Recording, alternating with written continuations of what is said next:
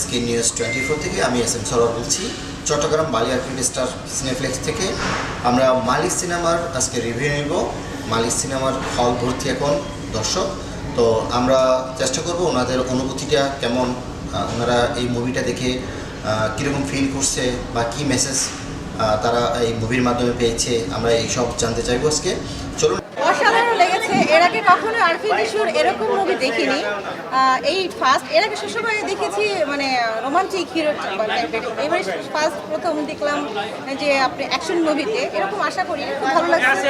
আর বিদ্যা সিনহার প্রথম মুভি হিসেবে ইনক্লুড করলে মেবি ভালো লাগতো। আচ্ছা, ঘাটতিটা কার আসলে, নায়কের নাকি নায়িকা?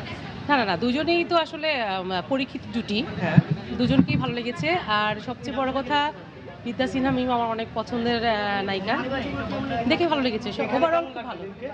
হ্যাঁ, খুবই ভালো, খুবই ভালো। ওর লুকিংটা খুব সুন্দর। আপনাকে বিদ্যা সিনহা মিমের মালিক কেমন লাগে? মালিক খুব ভালো লাগে, ফাটাফাটি, খুব অ্যাকশন, ভালো লাগে। সিনেমাটা দেখা হয়েছে, আমি এই মুহূর্তে দেখলাম যে সেটা হচ্ছে সিনেমা মালিক।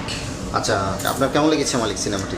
অনেক ভালো লাগছে। দীর্ঘ সময় নিয়ে বসে থেকে দেখলাম, খুব ভালো একটা অনুভূতি কাজ করলো মনের মধ্যে। কারণ যে অ্যাকশনগুলো ছিল, ডায়লগুলো ছিল, যে আই এম সাইকো, হ্যাঁ, এখন এই বেরিতে আমি নিজেকেও সাইকো ভাবতে শুরু করছি। মানে যে একটা অ্যাকশন মনের মধ্যে কাজ করে, হ্যাঁ, এখন আপনাকে দেখে আমার সব ফিল চলে গেছে।